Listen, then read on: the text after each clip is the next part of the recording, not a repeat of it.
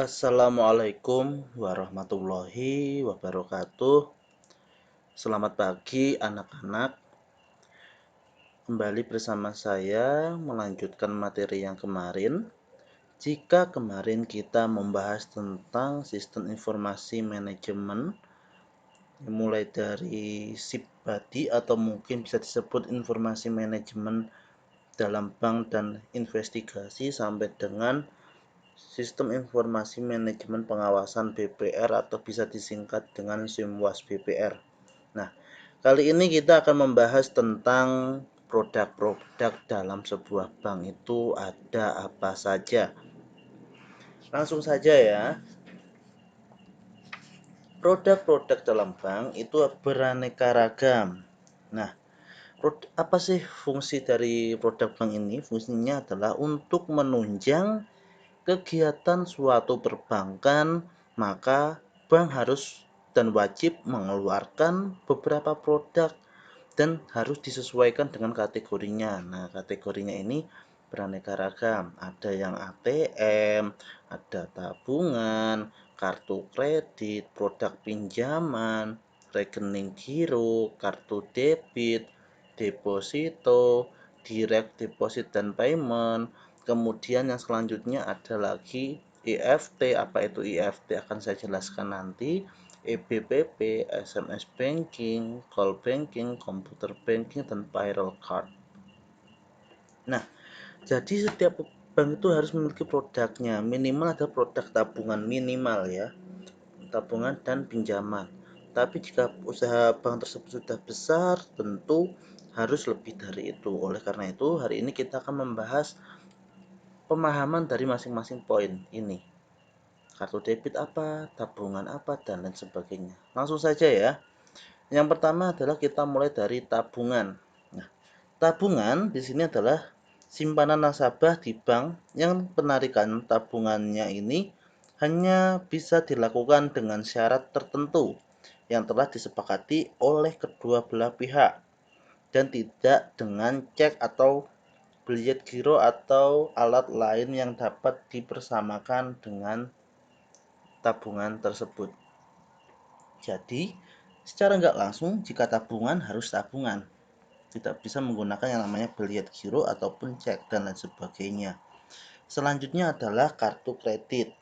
Kartu kredit adalah salah satu produk bank yang berfungsi sebagai alat pembayaran yang berupa kartu yang terbuat dari plastik dan terdapat nama pemilik kartu, nomor keanggotaan, dan tanda tangan pemegang kartu yang dapat memberikan substitusi cara pembayaran yang sah sama halnya dengan uang kertas dan logam maupun surat berharga. Jika ada produk kartu kredit, tentu ada produk kartu debit. Nah, kartu debit adalah atau merupakan kartu yang digunakan pada anjungan tunai mandiri atau biasa disebut dengan kata ATM yang memungkinkan pelanggan memperoleh dana yang langsung didebit atau diambil dari rekening banknya. Dan biasanya kartu debit yang mempunyai logo khusus juga bisa digunakan untuk berbelanja di toko yang memiliki logo yang sama. Jadi kartu debit ini bisa digunakan untuk membayar kebutuhan kita setiap harinya jika tempat yang kita datangi tersebut memiliki logo yang sama. Selanjutnya adalah rekening giro. Rekening giro adalah simpanan di bank yang penarikannya dapat dilakukan setiap saat dengan menerbitkan cek untuk penarikan tunai atau biljet giro untuk pemindahan buku. Cek dan biljet giro ini termasuk dalam alat pembayaran yang sah. Selanjutnya, kurang lebih ada 12 produk ya.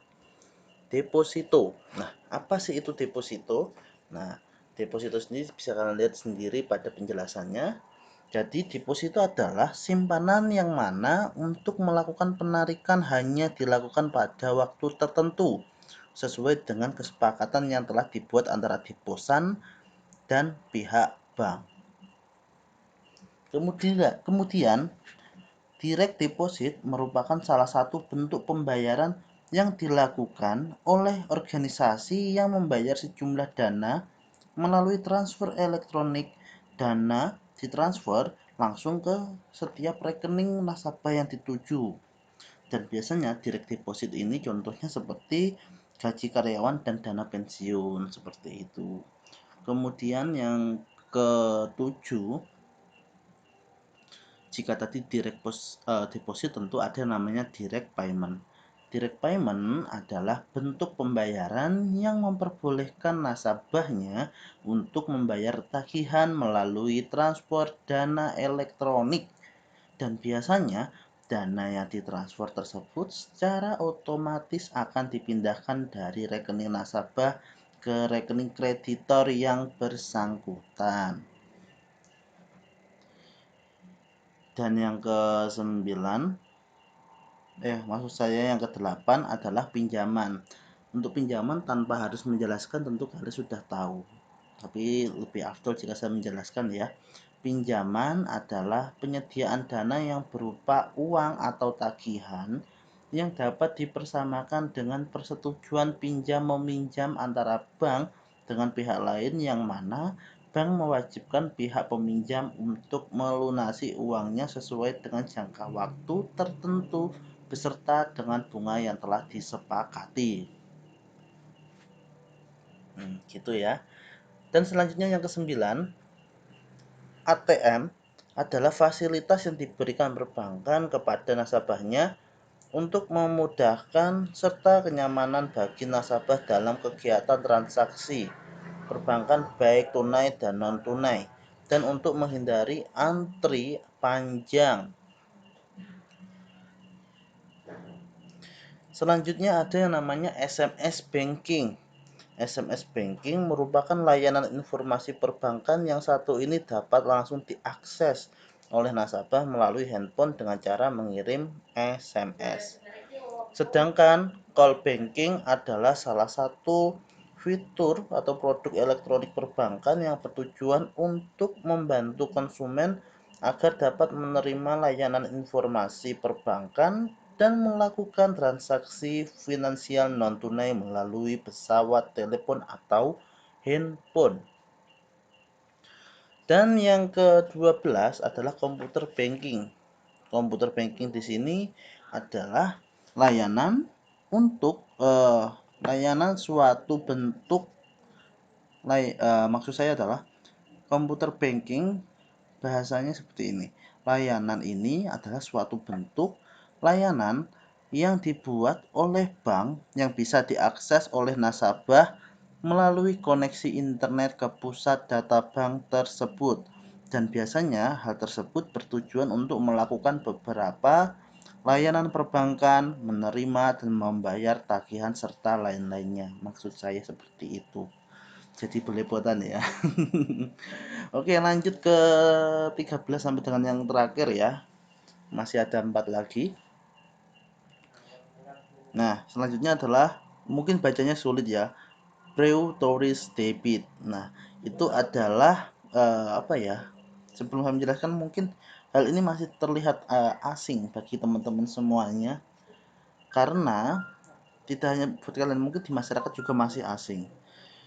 Pro-tourist debit adalah bentuk pembayaran yang mengizinkan nasabah untuk melakukan otorisasi pembayaran rutin otomatis yang diambil dari rekening bank yang bersangkutan pada tanggal tertentu, dan biasa jumlah pembayarannya tertentu pula. Nah, untuk hal ini contohnya adalah pembayaran listrik, air, telepon, dan lain-lain. Sedangkan electronic bill payment and payment adalah untuk electronic bill payment and payment ini adalah EBPP yang tadi saya jelaskan di slide kedua, kan ada kan namanya EBPP. Apa itu? Nah, ini artinya adalah itu. Electronic bill payment and payment adalah bentuk pembayaran tagihan yang disampaikan atau diinformasikan kepada nasabah secara online, contohnya melalui catatan rekening bank dan bisa juga melalui surat elektronik atau email. Yang ke-15 adalah Electronic Fund Transfer atau EFT. Tadi juga sudah saya singkat di slide kedua pertama. Nah, kepanjangannya adalah Electronic Fund Transfer. Adalah sebuah perpindahan uang atau pinjaman dari suatu rekening ke rekening lain melalui media elektronik. Sedangkan yang terakhir adalah payroll card, dikeluarkan oleh para pemberi kerja sebagai ganti cek mengakses pembayaran. Maaf, saya ulangi. Payroll card adalah dikeluarkan oleh para pemberi kerja sebagai ganti cek yang memungkinkan pegawai tersebut dapat menerima payroll card ini dan mengakses pembayarannya pada terminal ATM ataupun point of sales. Nah, para pemberi kerja ini memasukkan nominal pembayaran karyawan ke kartu tersebut secara elektronik. Nah, biasanya yang mendapat jenis payroll card ini adalah orang-orang tertentu saja. Terima kasih, mungkin itu saja materi kita hari ini, karena kita hanya membahas tentang produk-produk dalam perbankan saja. Dan untuk informasi lebih lanjut dan materi lebih lanjut silahkan disimak di mata pelajaran layanan lembaga perbankan dan keuangan mikro selanjutnya. Saya akhiri, sekian, wassalamualaikum warahmatullahi wabarakatuh.